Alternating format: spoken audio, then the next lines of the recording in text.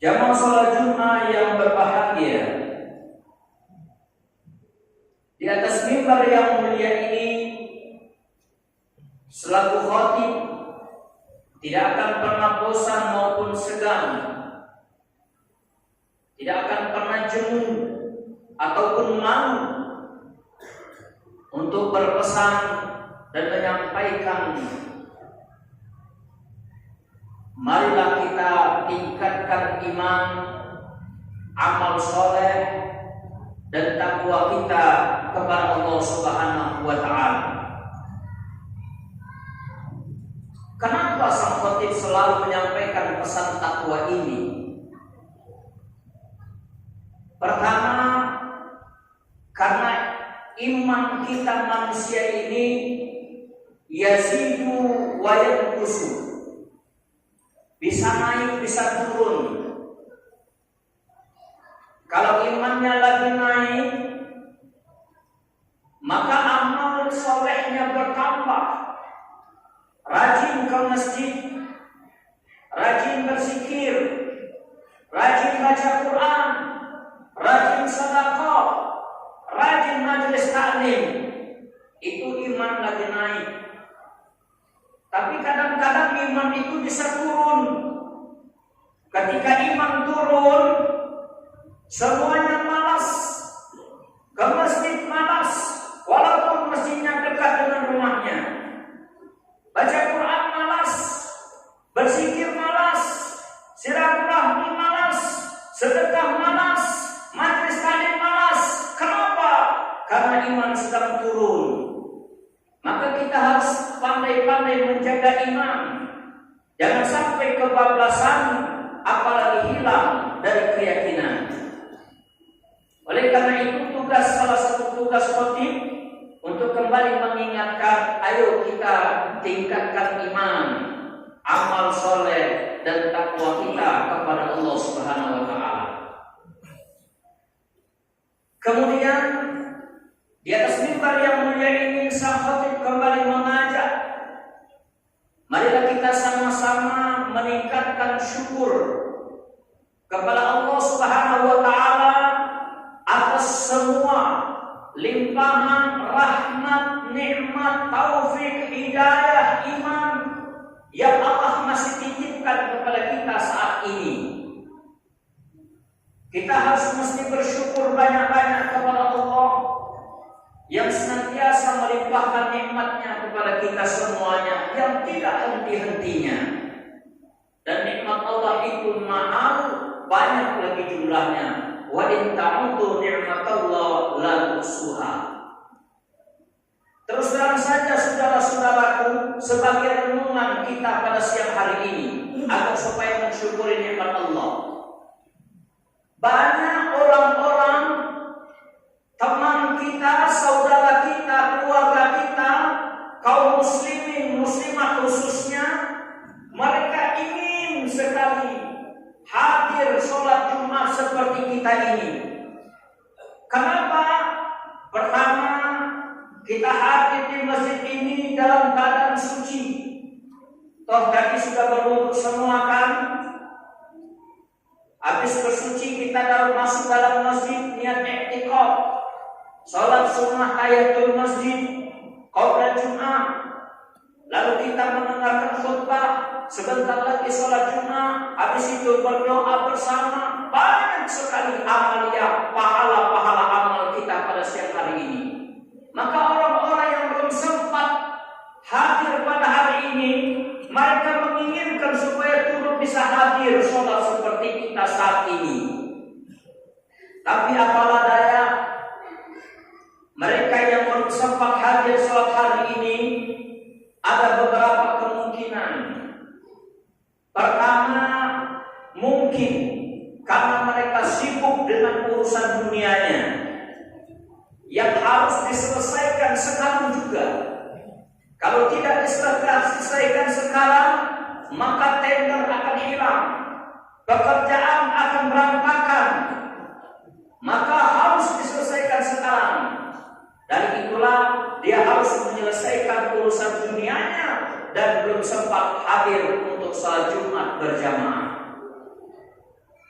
Atau mungkin mereka yang belum sempat hadir pada hari ini bukan karena kesibukannya, tapi justru karena kesehatannya yang sedang diuji dan dicoba oleh Allah Subhanahu wa Ta'ala. Mereka saat ini sedang terbaring di rumah sakit, bahkan ada di ruang ICU. Coba sekali-kali kita besuk saudara kita yang ada di rumah sakit, mereka yang berada di ruang ICU, yang sudah ada di ruangan masing-masing. Saat ini mereka sedang mengeluh, merintih, menangis, menahan pedih dan sakit akan ujian Allah. Ada yang sakit jantung, ada yang diabetes, ada yang darah tinggi, ada yang macam-macam penyakit mereka. Mereka sedang berjuang mempertahankan kesehatan mereka.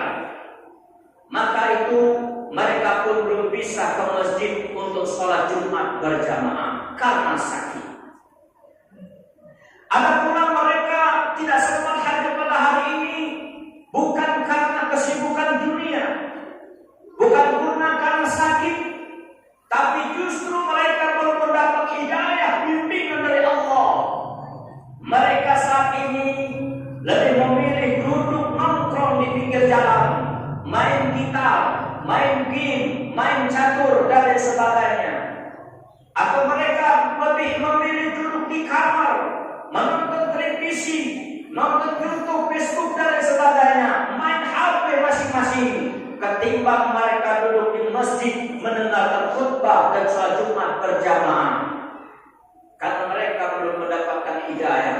Kita doakan semoga mereka lekas sadar dan mendapatkan hidayah dari Allah. Adapun yang ketiga, yang keempat, mereka yang belum sempat hadir pada hari ini bukan karena urusan dunianya, bukan karena sedang diuji kesehatannya, bukan karena belum mendapatkan bimbingan dan hidayah dari Allah, justru karena alam sudah berbeda. Mungkin Jumat lalu mereka sama-sama ke masjid dengan kita, duduk berdampingan, mendengarkan khutbah bersama, sholat bersama, berjabatan tangan bersama. Tapi 3 hari yang lalu mereka sudah dipanggil Allah Subhanahu wa Ta'ala, sehingga Jumat hari ini mereka sudah berada di alam barzakh, sementara kita masih berada di alam dunia. Oleh karena itu, saudara-saudara, patutlah kita bersyukur. Alhamdulillah pada hari ini kita masih diberikan oleh Allah kesehatan, keafiatan, diberikan kesempatan, diberikan panjang umur, diberikan waktu, diberikan bimbingan dan hidayah, iman dan Islam dan bermacam ragam nikmatnya, sehingga kaki kita masih bisa melangkah dari tempat kita masing-masing menuju masjid ini hanya untuk mendengarkan khutbah dan sholat Jumat berjamaah. Mudah-mudahan kita semuanya digolongkan oleh Allah hamba-Nya yang syakirin, selalu mensyukuri nikmat Allah, dan mudah-mudahan kita digolongkan hamba-Nya yang muttaqin, selalu bertakwa kepada Allah Subhanahu wa Ta'ala. Amin ya rabbal alamin. Saudara-saudaraku yang dirahmati Allah Subhanahu wa Ta'ala, selain daripada nikmat iman, nikmat yang terbesar juga nikmat sehat, yang terbesar pula nikmat panjang umur juga ini justru lebih besar pula. Alhamdulillah sampai detik ini kita masih diizinkan oleh Allah hidup. Dengan adanya ruh di jasad kita ini berarti kita masih hidup. Dengan kita hidup berarti kita masih bisa melaksanakan aktivitas, baik aktivitas duniawi maupun aktivitas ukhrawi, karena masih hidup. Kalau sudah tidak ada nyawa lagi, inqata amaluhu, semuanya terputus, tidak bisa ibadah, tidak bisa bekerja, semuanya tidak bisa lagi. Kenapa? Karena jasad sudah tidak ada nyawanya lagi. Maka syukur kita kepada Allah, alhamdulillah.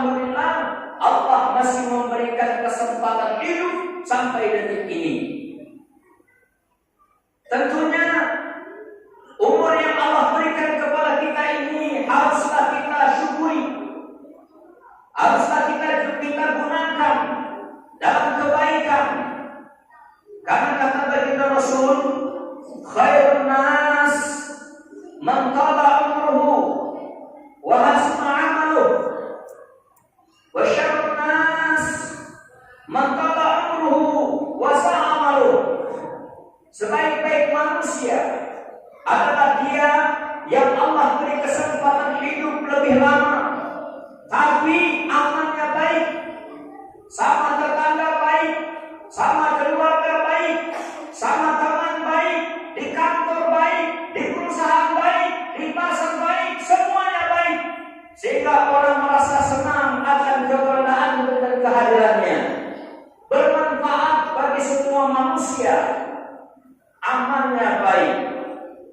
Sebaliknya, wasyarrun nas, sejelek-jeleknya manusia yang Allah beri kesempatan hidup lebih lama, tapi amalnya bukan amal baik, melainkan amal jahat. Di kampung menjadi kekhawatiran orang, di rumah menjadi kekhawatiran keluarga, dimanapun dia berada orang berhati-hati dengannya. Ini menunjukkan hidupnya berbahaya.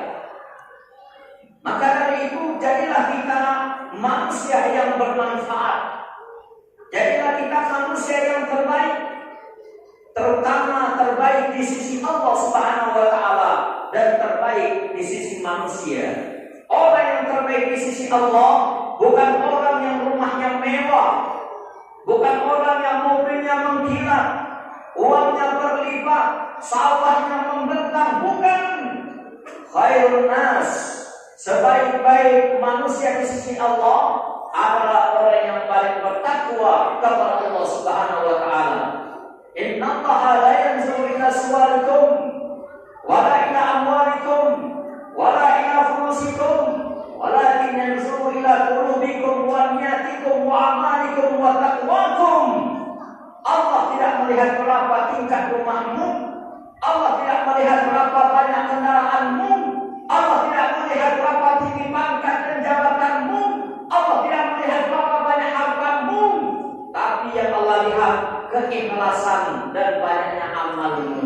Maka bertakwalah kepada Allah Subhanahu wa Ta'ala. Umur yang panjang ini tentunya nanti akan dipertanggungjawabkan di hadapan Allah Subhanahu wa Ta'ala. Suatu saat ketika kita sudah menghadap Allah Subhanahu wa Ta'ala, maka akan ditanya oleh Allah Subhanahu wa Ta'ala tentang usia kita ini. La yazula qadama 'abdin hatta yus'al an umrihi fima afna wa an ilmihi fima fa'al wa an malihi fima kasaba wa fima anfaqta wa an jismihi fima abla. Nanti ketika kita sudah dimakamkan, belumlah hilang telapak manusia mengantar jenazah, maka datang malaikat menanyakan hal tentang usia kita. Min umrihi fima abna, tentang usia kita ditanya kemana kita manfaatkan usia yang panjang ini. Memang usia kita ini berbeda-beda. Ada yang 20 tahun, ada yang 30 tahun, 40 tahun, 60 tahun, bahkan ada yang 100 tahun. Semakin panjang usianya, semakin banyak pertanggungjawaban dari Allah Subhanahu wa Ta'ala. Nanti akan ditanya, "Hei fulan bin fulan, kamu telah kami beri kesempatan hidup di dunia 60 tahun. Kemana kau habiskan 60 tahun itu? Apa kau habiskan untuk mungkar? Apa kau habiskan untuk nasihat? Apa kau habiskan untuk ke masjid, ke majelis taklim? Kemana kau habiskan?" Semuanya akan ditanya oleh Allah Subhanahu wa Ta'ala. Tentang usia akan ditanya, tentang ilmu pun akan ditanya, sudah berapa banyak kau amalkan.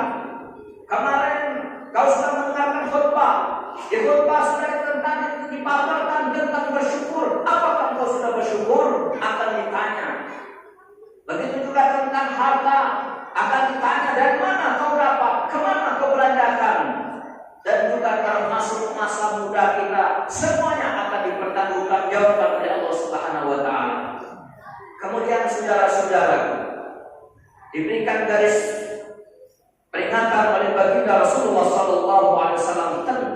keberadaan kita. Kita sudah diberikan kesempatan hidup oleh Allah. Mungkin ada yang sudah 60 sampai 70 tahun bahkan lebih. Tetapi kata baginda Rasul, man atas alaihi arba'una sana walam yadrib khairuhu syarruhu falyatazawwaz ila an-nar.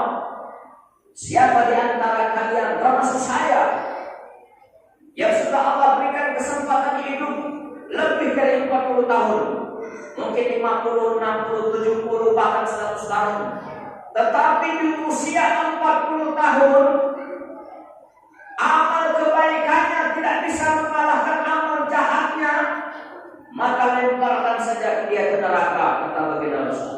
Artinya kita bisa mengaca diri kita masing-masing. Ketika kita pulang nanti kita berkaca, lihat tanggal lahir kita, saya sudah usia berapa, bandingkan, timbang mana amal baik dan amal jahat kita.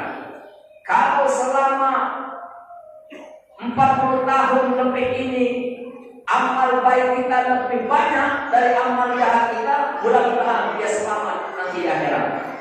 Tapi sebaliknya, sudah 50 tahun, 60 tahun, tapi amal baiknya, amal jahatnya justru mengalahkan amal baiknya, maka cepat-cepatlah bertaubat kepada Allah Subhanahu wa Ta'ala. Oleh karena itu, mensyukuri nikmat usia ini sangat penting. Apalagi sering kita mengadakan peringatan tahun baru, baik itu tahun baru Hijriah maupun Masehi. Sebenarnya saudara-saudara, ketika kita berjumpa di tahun baru, baik Masehi maupun Hijriah, itu mengingatkan tentang usia kita masing-masing.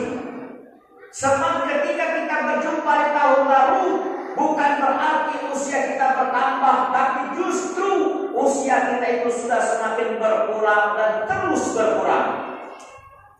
Memang dalam abjad bertambah, dari umur 21 menjadi 22, dari umur 50 menjadi 51, bertambah dalam abjad. Namun dalam hakikatnya usia kita itu semakin berkurang dan terus berkurang. Ketika kita lahir ke dunia, mulai berkurang usia kita itu. Berkurang sehari, berkurang seminggu, berkurang sebulan, berkurang setahun, sampai pada saatnya kita meninggal dunia. Jadi kalau usianya sudah 50, 60, 70 tahun, itu sudah semakin dekat rasanya dengan menghadap Allah Subhanahu wa Ta'ala. Oleh karena itu, kita harus banyak mensyukuri nikmat umur ini, dan tanda bukti syukur kita gunakan untuk ibadah kepada Allah Subhanahu wa Ta'ala. Mudah-mudahan kita semuanya diberikan keberkahan umur yang panjang dan dapat kita gunakan untuk ibadah kepada Allah Subhanahu wa Ta'ala. Amin ya rabbal alamin. Ini saja khutbah yang singkat ini, semoga bermanfaat dan marilah sama-sama kita amalkan. أعوذ بالله من الشيطان الرجيم بسم الله الرحمن الرحيم والعصر إن الإنسان لفي خسر إلا الذين آمنوا وعملوا الصالحات وتواصوا بالحق وتواصوا بالصبر. بارك الله لكم في القرآن العظيم ونفعني وإياكم بما فيه من الآيات وذكر الحكيم وتقبل الله مني ومنكم تلاوته إنه هو